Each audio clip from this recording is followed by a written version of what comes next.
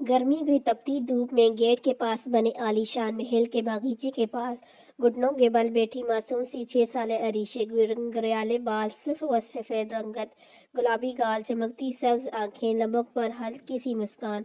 वह एक नाजुक सी गुड़िया लग रही थी। वह नरमी से नाजुक से फूलों को हाथ से छू लेती और मुस्कुरा देती। एक तितली इसके हाथ पर आकर बैठी। इसने बहुत नरमी से दूसरे हाथ से इस तितली को छुआ तो वो उड़कर दूसरे दूर आसमानों में गुम हो गई। लेकिन इस तितली के रंग बिरंगे परों की रंगीनी इसके हाथ पर रह गई। वो बेबसी से आसमान की तरफ देखने लगी। कुछ नहीं था वहां, वह जा चुकी थी, मगर अरीशे के हाथों पर अपना रंग छोड़ गई थी।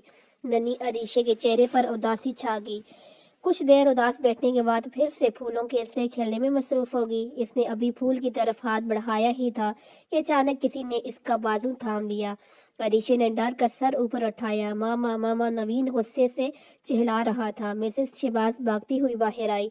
सामने नवीन अरीशा का हाथ थामे खड़ा था। साथ में लाइबा भी खड़ी थी। नवीन लाइबा से 4 साल बड़ा था। लाइबा अरीशे के ही हम उम्र थी। लाइबा भी डरी सेमी सी खड़ी थी अपने बड़े भाई के चिल्लाने पर। नवीन इस घर का इकलौता बेटा था, बहुत जिद्दी और गुस्से वाला बच्चा। ये गुस्सा और जिद्दीपन इसे अपने वालिद मिस्टर शहबाज शाह से विरासत में मिला था। जबकि लाइबा बहुत ही नरम दिल बच्ची थी। वो अपनी दादों की तरह नरम रवैया रखने वाली बच्ची थी। ऊंची आवाज़ों से बहुत खौफ महसूस करने लगती थी। और अरीशे इस घर की मुलाजमा की नवासी थी। इसकी नानो गुल बीबी आज सुबह ही लौटी है पेशावर से इसे साथ लिए। अरीशे की मम्मा की पिछले साल वफात पा गई थी कैंसर की वजह से। चंद माह बाद ही इसकी बाबा ने दूसरी शादी कर ली। सौतेली माँ अरीशा को बिल्कुल पसंद नहीं करती थी। एक दिन इसके बाबा अचानक घर आए तो नन्ही अरीशा बर्तन धो रही थी। इनको देखकर अरीशा घबरा गई। बाबा, मैं खुद धो रही हूँ बर्तन, मुझसे किसी ने कहा नहीं धोने को, मम्मा ने भी नहीं कहा। बाप का दिल काम उठा। नन्हे हाथों में बर्तन देखकर आगे बढ़कर बेटी को सीने से लगा लिया। सारा मामला इनकी समझ में आ चुका था। इनके घर से जाने के बाद अरीशा पर जुल्म किए जाते। इनकी नजरें सामने सीढ़ियों से नीचे आती अपनी जालिम बीवी पर पड़ी। अरीशा सौतेली माँ को देखते ही बाप के सीने में मुंह छुपा गई और सीने उतरती इसकी सौतेली माँ ने चेहरे के रंग उड़ने लगे। अरीशे का सारा सामान पैक कर दो बेगम, अरीशे के बाबा ने अरीशा के सर पर हाथ फेरते हुए कहा। क्यों अरीशे गुल, कहाँ जा रही है? वो सवाल किए बिना ना रह सकी। आवाज में लड़खड़ाहट वाजिया थी। अरीशा गुल शहर जा रही है अपनी नानी के पास, ये अब वहीं रहेगी। वो जब्त से बस इतना ही बोल सके। दिल तो कर रहा था कि अभी इस औरत को धक्के मारकर घर से बाहर निकाल दे, मगर अपनी आने वाली औलाद और चाचा की इज्जत ने इनको हाथ रोक लिए। इसने खुशी खुशी अरीशा का बैग पैक किया। भला ऐसे क्या मसला हो सकता था? वह यही तो चाहती थी। अरीशा अपने बाप की लाडली थी। यही बात तो जचती थी इस काटने की तरह। आखिरकार वो बाप बेटी को दूर करने में कामयाब हो गई। अरीशा की बाबा ने इससे दिन अरीशा की नानी से बात की। इस बारे में सारा मामला इनको सुना दिया। वो अरीशा को साथ ले जाने पर राजी हो गई। अगले ही दिन वो अरीशा को लेने पेशावर गई। अगले ही दिन वो अरीशे को लेने पेशावर पहुंच गई। अरीशे के बाबा ने दिल पर पत्थर रखकर अपने जिगर के टुकड़े को नानी के साथ रुखसत कर दिया। अरीशे बहुत रो रही थी। बाबा, मुझे नहीं जाना आपको अकेला छोड़कर। बहुत रोई वो और अपने बाप को भी रुलाया, मगर तेरी माँ को जरा भी रहम न आया कि आगे बढ़कर थाम ले अरीशा को। नहीं, इसका दिल पत्थर का था शायद। वो मुस्कुराती हुई अपने कमरे में चलेगी। अरीशा गुल, मेरी जान, हम जो कर रहे हैं तुम्हारी भलाई के लिए कर रहे हैं। हम तुमसे मिलने आता रहेगा लाहौर। तुम फिक्र मत करना, नानी को ज्यादा तंग मत करना। वादा कर अपने बाबा से बहादुर बेटी बनकर दिखाएगा। इन्होंने अरीशा की तरफ हाथ बढ़ाया। अरीशा ने आंसू बहाते हुए बाबा का हाथ थाम लिया। बस का हारन बजा तो वो अरीशा को गोद से उतारते हुए सीट पर बैठाकर बाहर की तरफ बढ़ने लगे। बाबा अरीशा भाग कर बाप से लिपट गई। इन्होंने अरीशा का माथा चूमकर इसे वापस जाने का इशारा किया। अरीशा बाबा को दोनों हाथ चूम कर आंखों से लगाते हुए सीट पर जा बैठी।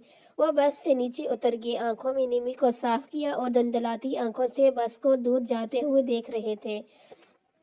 अरीशा भी खिड़की से बाहर सर टिकाए अपने बाबा को खुद से दूर जाता हुआ देख रही थी। जब बस नजर से ओझल हुई तो दोनों वहां से घर की तरफ चल पड़े। गुल बीबी ने तो नवासी को सीने से लगा लिया।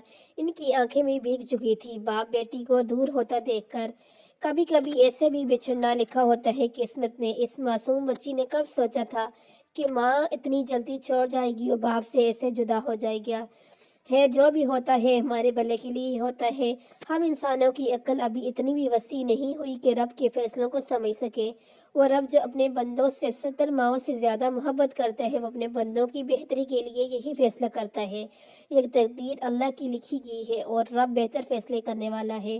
عریشہ صبح سے سو رہی تھی۔ گل بی بی نے سرونٹ کوارٹر میں سفر کی تھکن کی وجہ سے گل بی بی اس کو سوتا ہوا چھوڑ کر کوارٹر سے باہر نکل گئی۔ جیسے ہی عریشہ کی آنکھ کھلی وہ دروازہ کھول کر باہر نکل آئی۔ اس کی نظر رنگ برنگے پھولوں پر پڑی تو وہیں چل آئی۔ کیا ہوا نوین، کیوں چلا رہے ہو؟ مسز شہباز سارا معاملہ سمجھنے کی کوشش کر رہی تھی۔ ماما پوچھیں اس لڑکی سے یہ یہاں کیا کر رہی تھی؟ نوین کلیجہ غصے سے بھرا تھا۔ یہ پھول توڑنے کی کوشش کر رہی تھی۔ اگر میں وقت پر نہ پہنچتا تو سارا پھول خراب کر چکی ہوتی ہے۔ وہ غصے سے عریشہ کو گھورتے ہوئے بولا۔ عریشہ کا بازو ابھی بھی اس کی گرفت میں تھا۔ عریشہ نے مسز شہباز کی طرف دیکھ کر سر نفی میں ہلایا۔ نوین جو بھی ہے میں پوچھ لوں گی اس سے، تم بازو چھوڑو اس کا۔ انہوں نے آگے بڑھ کر نوین کے ہاتھ سے عریشہ کا بازو الگ کیا۔ عریشہ کا بازو سرخ ہو چکا تھا۔ نوین کی انگلیوں کے نشان پڑ چکے تھے۔ عریشہ اپنے بازو پر ہاتھ رکھ کر آنسو بہانے لگی۔ کون ہو تم؟ نوین کو اس کے رونے سے چڑ ہونے لگی۔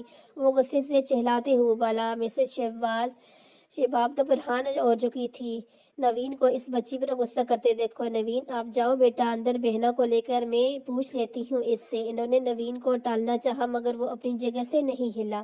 نہیں ماما، پوچھیں اس سے کون ہے یہ، اندر کیسے آئی ہے؟ کون ہو بیٹا آپ؟ مسز شہباز نے نرمی سے عریشہ سے پوچھا۔ عریشہ نے کوئی جواب نہیں دیا۔ تب ہی گل بی بی بھاگتی ہوئی وہاں آئی۔ عریشہ گل، ان کی آواز پر عریشہ بھاگتی ہوئی ان سے لپٹ گئی۔ نانی میں نے کچھ نہیں کیا، وہ روتے ہوئے بولنے لگی۔ مسز شہباز نے سوالیہ نظروں سے گل بی بی کی طرف دیکھا۔ یہ میری نواسی ہے بیگم صاحبہ، اسی کو لینے گئی تھی میں۔ عریشہ گل، اچھا ٹھیک ہے گل بی بی، آپ اس کو کمرے میں لے جائیں، چپ کروائیں اس کو۔ گل بی بی سر ہلاتا ہوا وہاں سے چلی۔ عریشہ کو ساتھ لے کر وہ کوارٹر کی طرف بڑھ گئی۔ یہ کیا بات ہوئی ماما، آپ نے اس لڑکی کو ڈانٹا کیوں نہیں؟ وہ پھول خراب کرنے والی تھی۔ اگر میں وقت پر نہ پہنچتا تو۔ نہیں بیٹا، وہ چھوٹی بچی ہے، لائبہ کی طرح چھوٹے بچوں کو ڈانٹا نہیں چاہیے۔ آپ کو ضرور کوئی غلط فہمی ہو گئی ہے، اس نے کوئی پھول خراب نہیں کیا۔ ماما اس کو لائبہ کی کمپرومائز مت کریں، آپ بہت گندی بچی ہے۔ آپ اس کے کپڑے بھی بہت گندے تھے، مجھے بالکل اچھی نہیں لگی وہ۔ مسز شہباز حیران ہوئی نوین کے جواب پر۔ اچھا اس بات کو یہیں ختم کریں، آپ اندر چلیں، آپ دونوں کا کھانا کھا لیں۔ نہیں ماما، مجھے بھوک نہیں ہے۔ وہ غصے سے اندر کی طرف بڑھ گیا۔ مسز شہباز بس اسے جاتا دیکھتی رہ گئی۔ دن بدن نوین کی بدتمیزیاں بڑھتی جا رہی تھی۔ وہ اس بات پہ ناراض ہو گیا کہ مسز شہباز نے عریشہ کو ڈانٹا کیوں نہیں۔ ماما چلیں ہم اندر، لائبہ کی آواز پر مسکرا دی۔ لائبہ کو ساتھ لیے اندر کی طرف بڑھ گئی۔ حسب توقع نوین اپنے کمرے میں جا چکا تھا۔ انہوں نے سارا معاملہ اس کی دادوں کو سنا دیا۔ وہ کھانا لے کر اسی کمرے میں چلی گئی اور ہمیشہ کی طرح آج بھی نوین کو منانے میں کامیاب ہو گئی۔ ایک وہی تو تھی جن کی بات مان لیتا تھا نوین۔ گل بی بی کو بہت وقت لگا عریشہ کو چپ کروانے میں۔ وہ عریشہ کو زبردستی کھانا کھلانے لگی۔ عریشہ نے ضد پڑی ہوئی تھی، میں نے کچھ نہیں کیا تھا۔ بی بی گل نے اسے گود میں بٹھا لیا۔ میں جانتی ہوں میری عریشہ گل نے کچھ نہیں کیا۔ نوین بیٹے کو کوئی غلط فہمی ہوئی ہے، مجھے یقین ہے اپنی عریشہ گل پر۔ اگلی دفعہ جب تم نوین سے ملو تو اس کو بتا دینا کہ تم نے کچھ نہیں کیا۔ وہ عریشہ کو تسلیاں دے رہی تھی۔ دیکھو بیٹا، ہم غریب لوگ ہیں اور وہ امیر لوگ۔ آئندہ میری بیٹی نے ان کی کسی بھی چیز کو ہاتھ نہیں لگانا، اس کمرے میں ہی رہنا ہے، یہی ہماری زندگی ہے۔ ہم دونوں ہی ایک دوسرے کا سہارے ہیں عریشہ گل، اللہ کے سوا ہمارا کوئی وارث نہیں ہے اس دنیا میں۔ یہ بات جتنی جلدی سمجھ لو اچھا ہے ہمارے لیے۔ یہ کھانا کھا لو، اب ٹھنڈا ہو رہا ہے، مجھے کام ہے، میں چلتی ہوں۔ عریشہ کو کمرے میں اکیلا چھوڑ کر باہر نکل گئی۔ عریشہ آنسو پوچھتے ہوئے ہاتھ دھو کر کھانا کھانے بیٹھ گئی۔ عریشہ کھانا کھانے کے بعد کھڑکی کے پاس جا بیٹھی۔ کھڑکی کے باہر ہر طرف ہریالی ہی ہریالی تھی۔ عریشہ کا بہت دل چاہ رہا تھا باہر جا کر کھیلے، مگر نانی کی سمجھائی باتیں اس کے ذہن میں محفوظ ہو چکی تھی۔ نانی اس بچی کی ذہن میں یہ بات بٹھا چکی تھی کہ اس کمرے سے باہر نہیں جانا۔ اب وہ اپنی نانی کے لیے مشکلات پیدا نہیں کرنا چاہتی تھی۔ ماں کی موت کے بعد اس کی سوتیلی ماں نے اسے بہت کچھ سکھا دیا تھا۔ وہ وقت سے پہلے سمجھدار ہو چکی تھی۔ اس کی ستیلی ماں کی مار اور رویے نے اس وقت سے پہلے درد سہنے کی عادت ڈال دی تھی۔ اس کے دل میں ڈر نام کی سمجھداری پیدا ہو چکی تھی۔ وہ پر بیٹھی کھڑکی کے ساتھ سر ٹکائے بیٹھ گئی۔ گرمی اپنے عروج پر تھی۔ عریشہ کی آنکھ لگ گئی۔ وہ وہیں کھڑکی پر سر ٹکائے سو گئی۔ اس کے منہ پر پانی کے چھپٹے پڑے تو وہ ہوش میں آئی۔ سامنے کھڑکی کے باہر نوین کھڑا تھا، ہاتھ میں پانی کا پائپ اٹھائے۔ عریشہ نے آنکھیں ملتے ہوئے اس کی طرف دیکھا۔ اے لڑکی باہر آؤ، نوین غصے سے پائپ پھینکتے ہوئے بولا۔ لائبہ بھی اس کے ساتھ ہی کھڑی تھی۔ باہر آؤ، سنا نہیں تم نے؟ نوین چہلاتے ہوئے بولا۔ عریشہ اپنی جگہ سے نہیں ہلی۔ نوین کا غصہ مزید بڑھنے لگا۔ وہ کمرے کے دروازہ کھولتے ہی اندر داخل ہو گیا۔ تم نے سنا نہیں کیا کہا میں نے؟ عریشہ کے سر پر آ کھڑا ہوا۔ میں باہر نہیں جاؤں گی، عریشہ ڈرتے ہوئے بولی۔ کیوں نہیں جاؤ گی تم باہر؟ نوین کا غصہ مزید بڑھتا جا رہا تھا۔ اسے نہ سننے کی عادت جو نہیں تھی، آج تک اس کی کسی بات کے لیے انکار نہیں کیا گیا تھا۔ ایسے رویے کا عادی ہی نہیں تھا وہ۔ کیونکہ نانی نے منع کیا ہے مجھے باہر جانے سے، عریشہ متصر جواب دے کر چپ ہوگی۔ گل بی بی اس گھر کی نوکرانی ہے اور تم ان کی نواسی ہو، اس کا مطلب تم بھی ہماری نوکر ہوئی۔ میری بات نہیں مانو گی تو سزا ملے گی تمہیں۔ نوکر؟ عریشہ کو نوین کے یہ الفاظ کانٹے کی طرح چبھے تھے۔ ہاں نوکر ہو تم، اب چلو باہر۔ نوین اسے بازو سے کھینچتے ہوئے باہر لے گیا۔ عریشہ کے ذہن میں بس ایک لفظ ہی اٹک گیا تھا، ہاں بال اٹھا کر لاؤ۔ نوین نے اسے دور گرا فٹ بال اٹھا کر لانے کو کہا۔ عریشہ چپ چاپ فٹ بال لے کر آئی اور لا کر نوین کی طرف بڑھایا۔ نوین نے اس کے ہاتھ سے فٹ بال پکڑنے کے بجائے زمین پر رکھنے کا اشارہ کیا۔ عریشہ نے چپ چاپ فٹ بال نوین کے سامنے گھاس پر رکھ دیا۔ وہ ننھی بچی کی عزت نفس کو مجروح کر رہا تھا۔ عریشہ چپ چاپ اپنے کوارٹر کی طرف چل پڑی۔ کہاں جا رہی ہو تم؟ نوین اس کے سامنے آ رکا۔ اندر جا رہی ہوں، عریشہ گھبراتے ہوئے بولی۔ نہیں، جب تک میں نہ کہوں تم اندر نہیں جا سکتی۔ جب ہم دونوں کھیل رہے ہیں تم یہاں کھڑی رہو گی اور بال اٹھا کر لاؤ گی۔ عریشہ نے سر ہاں میں ہلا دیا اور چپ چاپ بال اٹھانے چلی گئی۔ لائبہ اور نوین دونوں بہن بھائی فٹ بال سے کھیلنے لگے۔ نوین جان بوجھ کر بال کو زور سے کک کرتا اور بال بہت دور جا گرتا۔ ہر بار عریشہ کو بال اٹھانے جانا پڑتا۔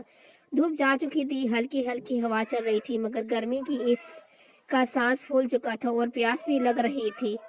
عریشہ کا دل چاہا جوس پی لے، مگر وہ آگے نہ بڑھ سکی۔ لائبہ نے جلدی سے اپنا گلاس اٹھایا اور پینے لگی۔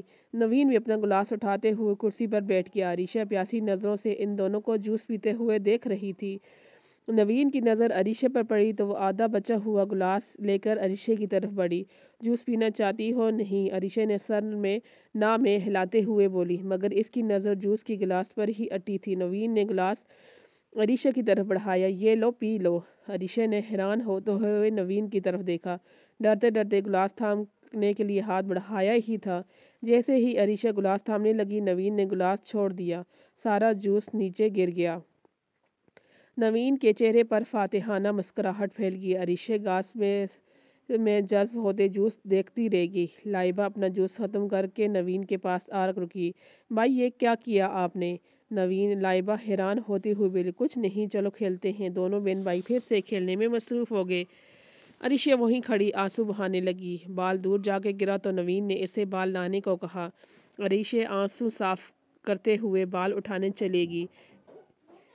اسی وقت گارڈ نے گاڑی کا ہارن سنائی دینے پر گیٹ کھولا۔ ایک سیاہ رنگ کی بڑی سی گاڑی اندر داخل ہوئی۔ لائبہ بھاگتی ہوئی گاڑی کی طرف بڑھی۔ ڈیڈ آ گئے۔ لائبہ چہلاتی ہوئی بھاگ رہی تھی۔ مسٹر شہباز مسکراتے ہوئے گاڑی سے باہر نکلے۔ لائبہ کو گود میں اٹھا کر پیار کیا اور اندر کی طرف بڑھنے لگے۔ عریشہ کو شدت سے اپنے بابا یاد آنے لگے۔ وہ بھی تو ایسے ہی کرتے تھے۔ گھر آتے ہی عریشہ کو گود میں اٹھا کر پیار کرتے اور پاس بٹھا کر کھانا کھلاتے۔ نوین بھی بھاگتے ہوئے مسٹر شہباز سے لپٹ گیا۔ وہ دونوں کو ساتھ لیے اندر کی طرف بڑھنے لگے۔ تبھی ان کی نظر دور کھڑے عریشہ پر پڑی۔ یہ کون ہے؟ وہ ایک ناگوار نظر عریشہ پر ڈالتے ہوئے بولے۔ یہ ڈیڈ، یہ گل بی بی کی نواسی ہے اور مجھے بالکل بھی اچھی نہیں لگی اس کے ہمارے گھر آنا۔